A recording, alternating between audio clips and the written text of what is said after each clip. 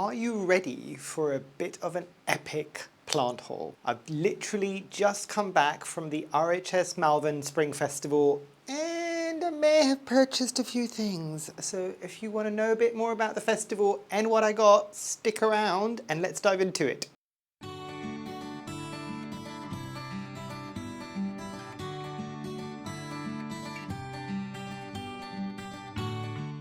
Hi, my name is Memo, this is my channel, Houseplantygoodness, and essentially it's a place where I like to geek out about my big passion. You might be able to see some of it behind me, it's tropical houseplants. Now apologies in advance if I'm looking a bit worse for wear. It's been a couple of two intense days at the RHS Spring Festival at the Houseplant Festival. So I was doing a talk yesterday and I was doing a talk this morning. And just a bit of background, it takes between 4 to 5 hours for me from where I live to travel up to where the event was happening. So yeah, exhausted. I have literally just got in the door about half an hour ago. So I had to water the garden first because everything was looking a bit crispy, because the people in the UK will know this weekend has been a bit of a scorcher. It's been, I think the highest temperature I saw in the car on the way down here was 25 to 27 Celsius. And yeah, and it's been sunny all weekend, which is great. I come from a warm country, this is fantastic, but when I'm not here to water my indoor plants, some of them might be looking a bit thirsty, do not judge me, because I'm gonna do an epic watering in just a minute. I had to leave the dog sitter with the dog, but dog sitter looking after lizards, chickens, dog, and the house. I'm just like, it's too much to ask to water the plants for a weekend, so they're fine, they'll do okay, they just need desperate watering basically. But yes, so the event was fantastic and I may have picked up a few plants. So I will have kind of clips at the very end of the video of kind of all the stands. I decided to take some clips this morning, mainly because it was the only time that I have ever seen that event quiet enough where I could actually take you proper footage of all the different stands and exhibitors, and it was just epic because yesterday was an intense day. But without further ado, I'll fill you in as I kind of like do the haul so you can kind of see what I picked up. But yeah, some interesting things today. So first, let's see, shall we start with, I went to see Soil Ninja. You might see where this is going. But I did pick up a few things because I'm just like, you know what, I'm going to order online. I may as well get it from them directly whilst they were there. And it was always nice to kind of catch up with the lovely peeps at Soil Ninja. So yes, so I'll show you the kind of standard stuff first, and then I'll show you the couple of exciting things that I've got. So the entire bag, oh, this is such a flattering angle. The entire bag, I'm not going to take all of them out, is their anthurium mix, because I've actually, for a very long time, I've always grown my anthuriums in kind of semi-hydro, in their own semi-hydro, so the Soil Ninja coarse semi-hydro mix. And I've always had great success, but actually I've started moving some of my anthuriums to trial back into soil. I know my soil mixes for anthuriums were just a bit too wet, but actually after I tried these guys one, it's actually really, really good. So I'm just like, oh, I'm gonna give this a bit more of a try. So I may have gone a bit too over the top, and I got 3 bags. But you know, in for a penny, in for a pound. But the truly exciting thing is what I've got in here, and I saw that they were stocking this recently, and I'm just like, oh, I really want to try it. And I wanted to actually see if I could talk to somebody there and see kind of what the initial feedback is that they've had on this product. And I know a lot of you were quite intrigued when I mentioned it in a video a long while back, basically. So I have got 2 of the, where is it?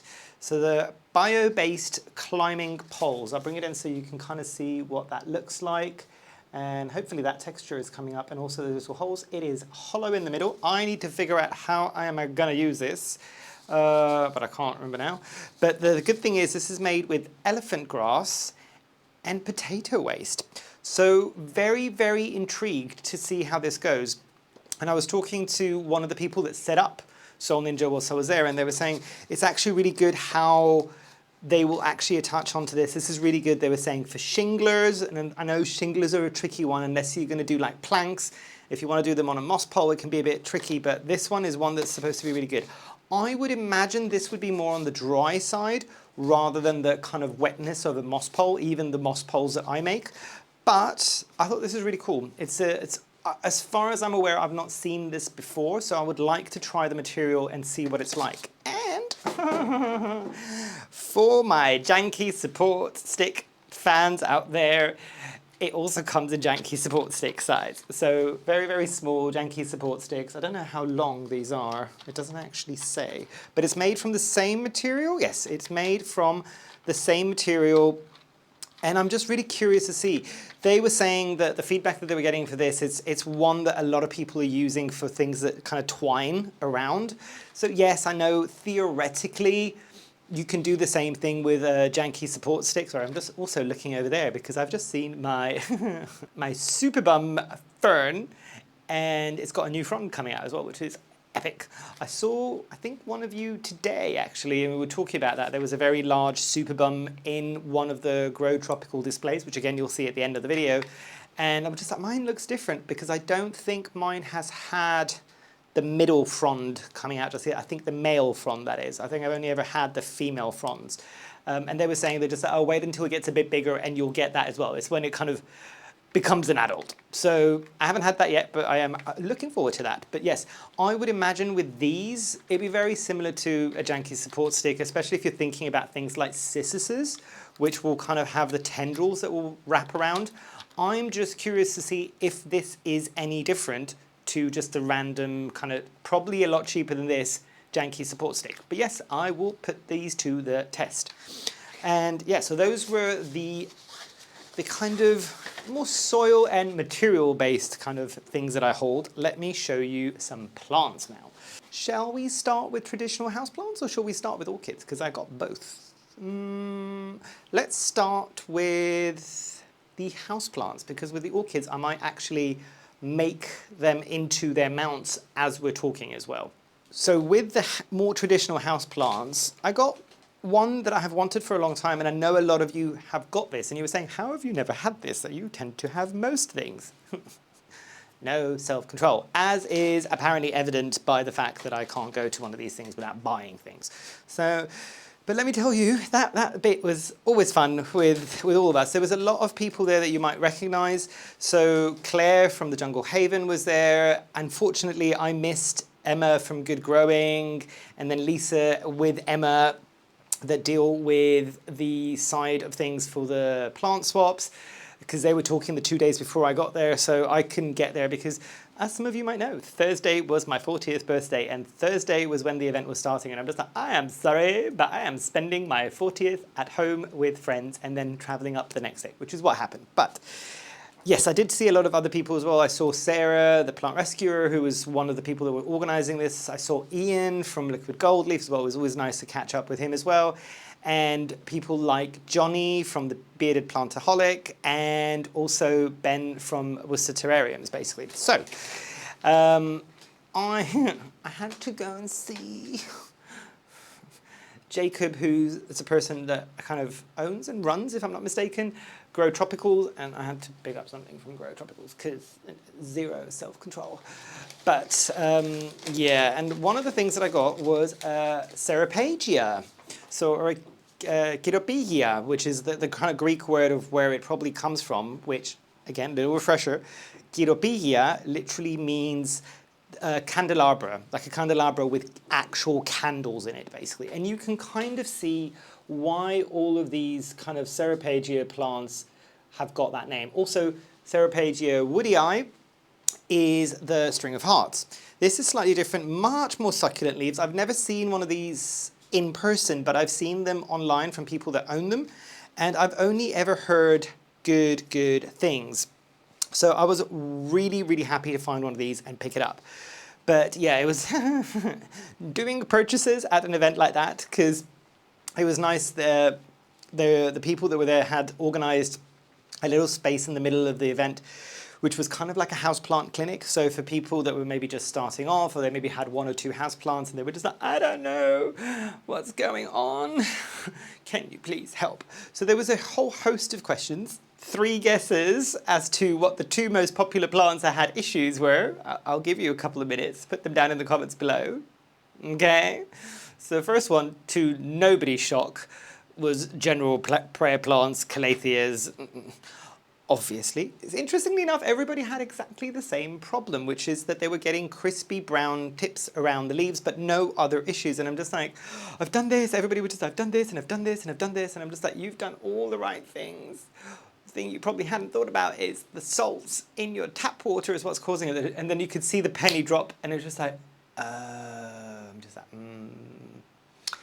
drama queens plants, they want like super pure water. So they kind of all got that. And the second plant, peace lily, spathiphyllums, basically. Again, one of those plants that is sold to a lot of people, and it's, I think, is it gibberellic acid? I might be pronouncing that wrong, that they put in and they kind of always in bloom and really, really happy. And then you get them home and it's just like, I can't make it do the same thing. And it's just like, because you're missing that little ingredient, basically, that the growers would put in to force the blooms, if I'm not mistaken. But yes, I did want to get this for a long, long time. So when I found it there, I'm just like, oh, I picked this up. So that whole plant, it's a decent sized plant, was 27 Great British pounds. I thought it was a good price, actually, because these things don't come up very often. Where I'm going to put it, I do not know. But we will figure that out a bit later on. But this is a bit dry at the moment and this needs a bit of watering. Unfortunately, what happened is I got these at the very end of yesterday's talk on Saturday. After being there all day and doing my talk, and I'm just like, I've got like half an hour before everybody closes. All the like poor people at the like plant stands were like clapped out by the end of the day. And I'm just like, are you still selling? Can I please buy a plant or 2 or 3 or 4? Obviously they said yes. Because again, no self-control. So yes, so this one was purchased then and cannot wait to grow this. So let me put this down and I will show you probably what you've already seen, but it's a hybrid, it's not the species. So a little update actually on the species of this plant, which I also got from Crow Tropicals, I think about 2 years ago. And, oh, I hadn't realized there's a bloom. So is it in here? Yes, it is. Oh, wonderful, because they've got tags as well, and I gotta love a good tag. So this, and there's hopefully a price on there. There is, yes. So this, and I'll bring it in so you can kind of see it. You might be guessing as to what this is just by looking at the texture of the leaves. Sorry, there's a light there so you can kind of see it in a bit more detail, but hopefully it's not blowing it out. But yes, so as you've probably guessed, especially if you're into your anthuriums, this is you might have guessed luxurians, an anthurium luxurians, correct? Yes, I'm not talking rubbish. Yes, but it isn't the species, so it's a hybrid. And there's a reason why I specifically, when I saw this, I'm just like, please tell me those are hybrids and not the species. And they're just like, yes, these are all hybrids. So this is a hybrid of the anthurium luxurians and the anthurium magnificum. Now, there was another hybrid with the luxurians which looked very, very similar. Slightly different, but very, very similar. And when I was asking, they were just like, oh yeah, there's also a luxurians mixed with a regal. And I'm just like, absolutely not. No, no, no, no, no, no, no, no, no. Magnificum will hopefully balance out some of the occasional fussiness that you will get with the luxurians, more so because I'm just like, luxurians can be fussy. A regal is most definitely fussy. One leaf plant club for the win. So I'm just like, no, no, no, no. I need the magnificum hybrid. I do not need the regal hybrid. And notice how I said need. Nobody needs these things. Want these things is the correct word there. See, I need to get it in my head. But there is a bloom coming in that will promptly being removed because, no. This is in a soil mix, and I am very tempted to see about leaving it in the soil mix, but I'm not entirely sure I will. This might go into the semi-hydro mix just purely because I'm a bit more comfortable dealing with that. And even if it stays in a soil mix, I might move it to a clear pot. Anthuriums make me nervous, really, really, really nervous. So I want to be able to see what is happening with the roots. But yes, the little side story is that my species luxurians has been in the prop box for, I want to say about 3-4 months. Because remember, I did a video a while back, and I will link it at the top, and I think that might have even been the review, saying, I don't understand what everybody's saying. This has been growing okay for me. Got the smallest amount of root rot and rotted all of its leaves out, basically. So I put it in a prop box, promptly forgot that it was there, but I kept seeing it every time I would open that prop box and just gone, I think it's melted, I think it's rotted fully through, I need to throw it away. And I was getting ready to do just that, and I opened it and I'm just like, oh, you're going back, you've got a leaf. That's good. You get to stay in there for another like month or two now until you bush up a bit more, because luxurians tend to be a bit slower. I think the hybrids like this one potentially are a bit faster, maybe, so that remains to be seen, but I thought I'd give it a bit of a try. Again, where I'm going to put these things, I don't know. And just so you don't think I'm lying to you, that is what remains of my luxurians. But you can see it's kind of mush, like it looked like it was mush, but this came out and I'm just like, oh, okay. Power to survive. This was a particularly expensive plant as well, by the way. I got this a while back when it wasn't easy to find. And it was a relatively established one. That was 170 Great British pounds. That's a lot of money to go. I should have mentioned the hybrid was 60 Great British pounds. Still not the cheapest plants, but generally luxuriances don't tend to be, basically. Okay, and the last little thing, I got a succulent, which I think I kind of caught it on their website. And then I was there, I'm just like, do you want one of these? And I'm just like, yes, please. They are not, I have double checked even before I bought them, they are not illegal to own in the UK or grow in the UK. You are still not allowed to manipulate them, shall we say, for other purposes that might not be legal. But this, and some people might know what this is, whilst I blow everything out. This is a succulent. And this, I'll bring it in a bit closer. Can you guess what that is? That is an itty bitty teeny weeny cactus.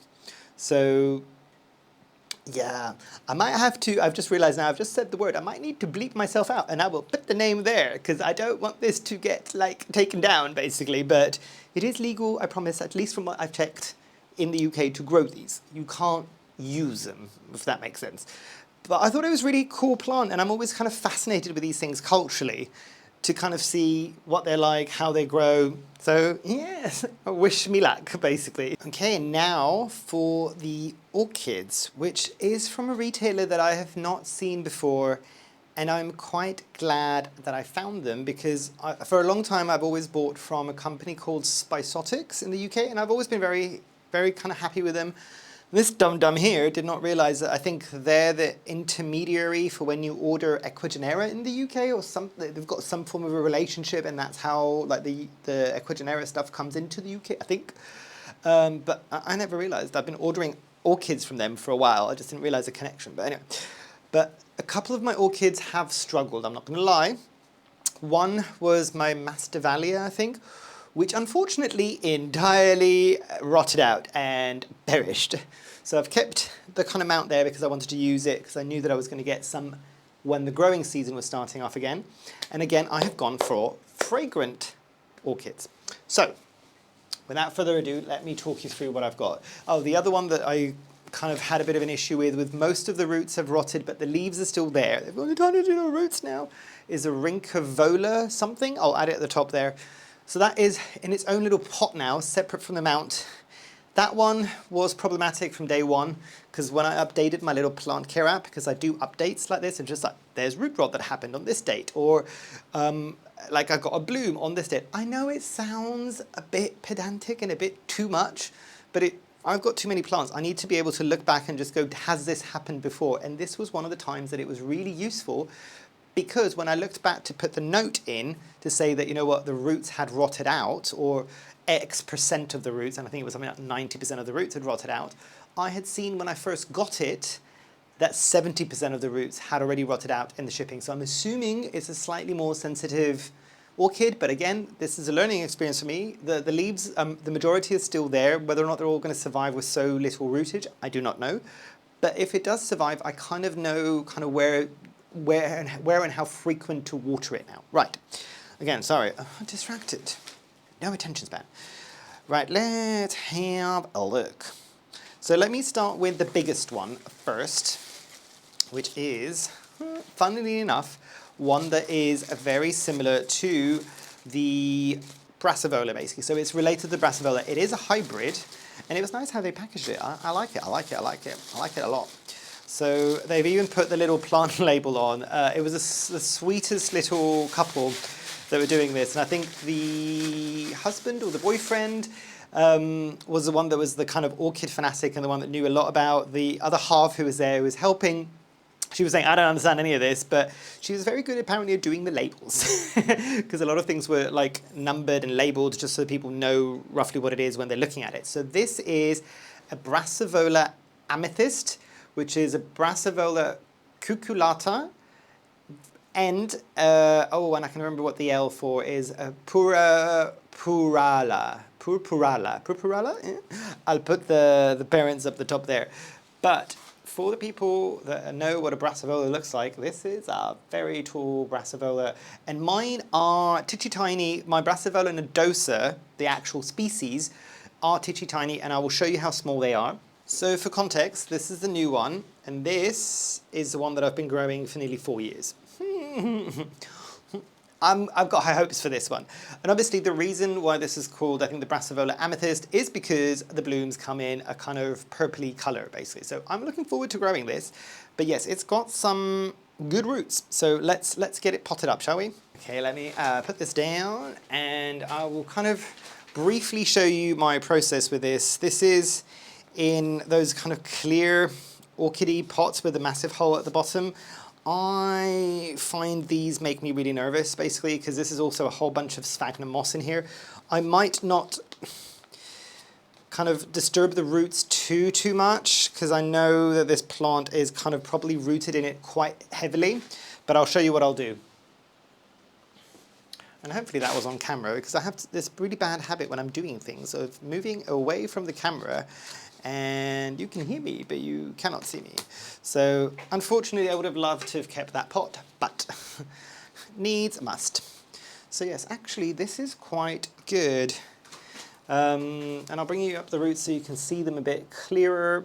They're looking okay. This is pretty much, I think, in pure damp sphagnum moss, but I don't want to jostle it too much. So let me see what I'm going to put this into basically now, because again, I want to have it up on my wall basically, and I've got a perfect place for it. I think I know what I'm going to do with this. Ta-da! New mounts with a bit more airflow in the back, and this will probably give it more of a somewhere to grow essentially. So I will probably put it there, and what I'll do now, and I'll show you, hoping to be able to show you without having to move absolutely everything. I have got some orchid bark. And with my Brassavolas, I find that they don't like to be in just straight up sphagnum moss. A lot of the times they kind of want a bit more airflow. So what I will do is I will add some orchid bark in at the bottom. And then what I'll do, because this will also help it a bit in terms of how it's going to sit. So hopefully you might be able to see what I have done there with the orchid bark. And now what I'll do past that point is add a tiny bit more orchid bark so it kind of levels out a bit more. And then what I will do is put the damp sphagnum moss on top, basically. So let me get some sphagnum moss. Ta-da's! And just a handful of damp sphagnum moss, and pop that over the top there, predominantly because this section is going to be exposed to the most amount of air. So I want to make sure that it's getting some form of humidity coming through. And let me show you, because the other thing that I'm going to do, I don't know if I've mentioned this yet, I am going to attempt this year with a lot of my orchids. You can see how they're mounted on a wall. I'm going to take them off here, and there is a fence underneath a very shady tree in my garden that is very sheltered, but I'm going to try them out in the summer in the garden because basically I can hose them down every day if I need to, and it just might make life a bit easier rather than having to keep taking them down.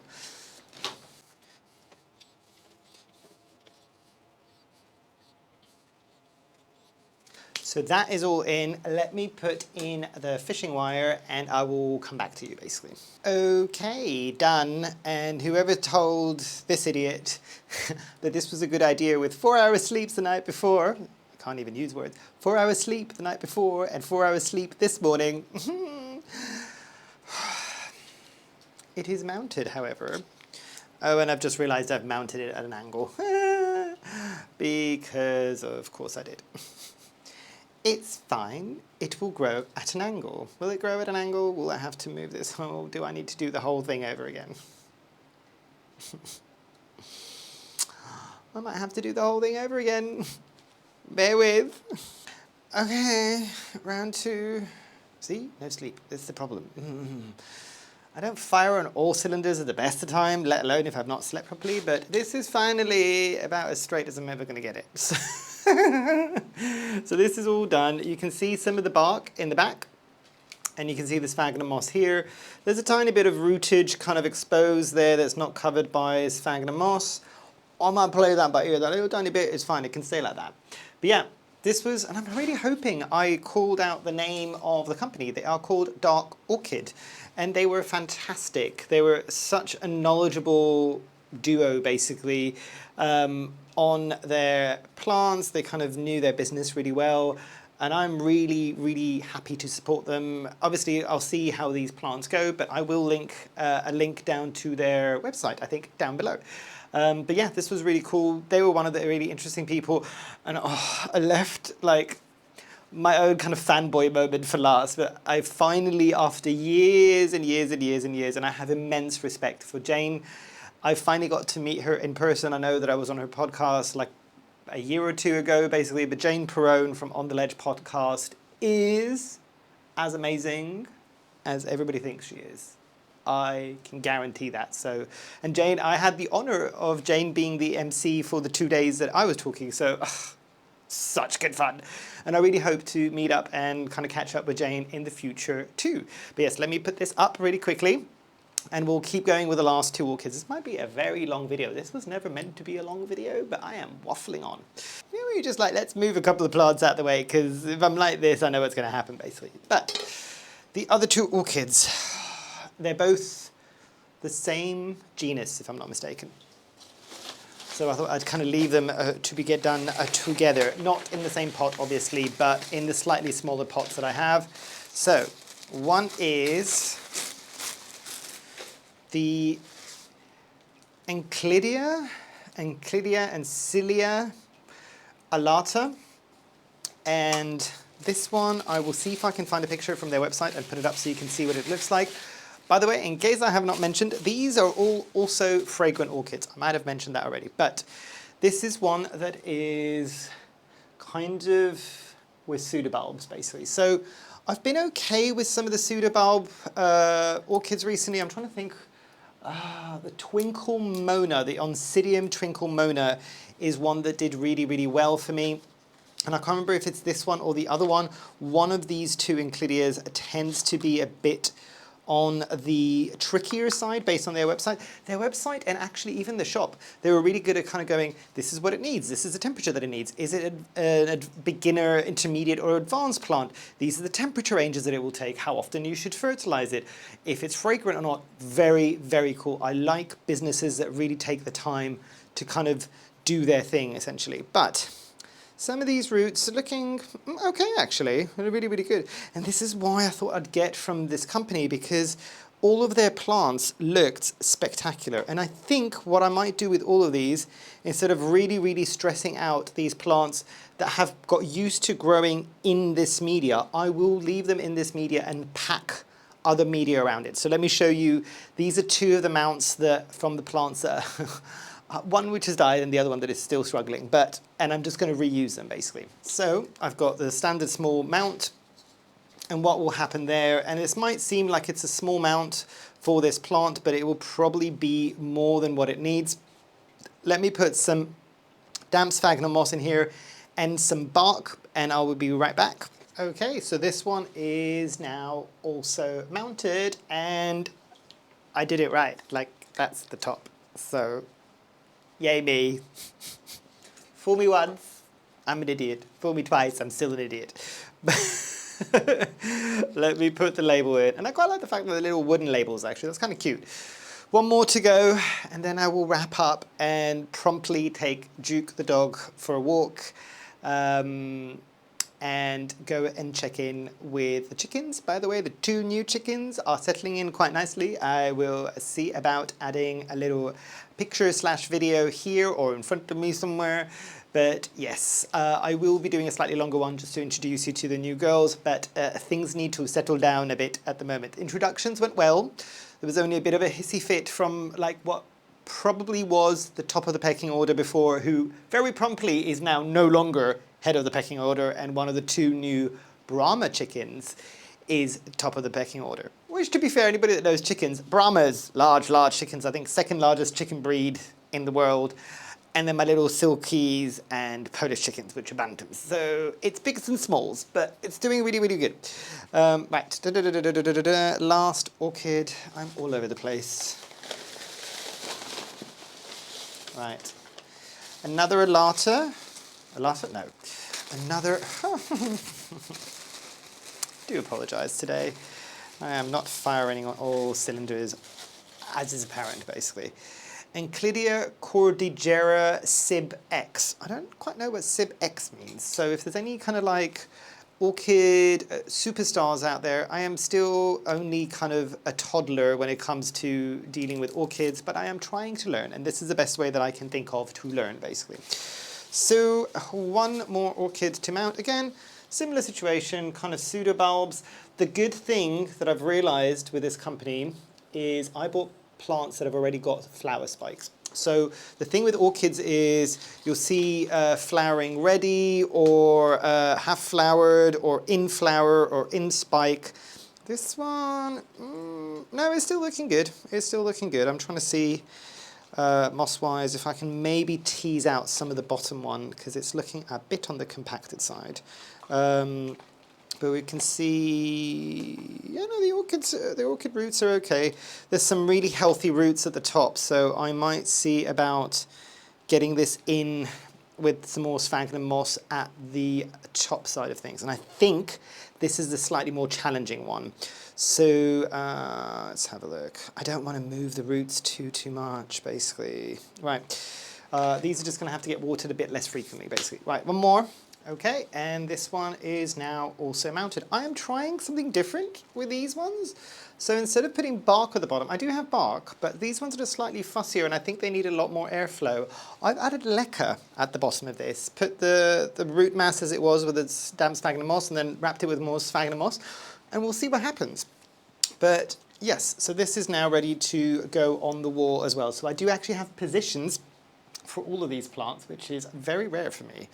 But let me put this down and kind of wrap up the video. I have been filming for quite a while, but I've been doing preppy work, so I'm probably going to edit some of that out. But so hopefully this wouldn't be too long. And as I said, the clips are going to be at the very end of this video on kind of what the venue looked like. But yeah, hopefully you've enjoyed. If you did come and see me and you said hello, I cannot tell you how much joy that brought me. I love it when you come to events that I'm there and you actually come and say hello. It means the world to me. It's one of the main reasons why I go to these events. They might be stressful, they might take chunks of the weekend out for me, but I do it so I can actually meet a lot of you in person, because for me that's invaluable, basically. I hope everybody that did attend enjoyed. I hope the people that didn't attend, maybe I'll see you on a future event. I know there's a whole bunch of you that are not based in the UK. I am trying to see when I do next travel to places whether or not we do like a meetup or something. So that might be cool. But yes, without prattling on too long, because I'm already too tired and I need to take the dog for a walk, I hope you've enjoyed. Hopefully I shall see you here soon. And I truly hope that you have a great rest of your day. Thanks. Bye.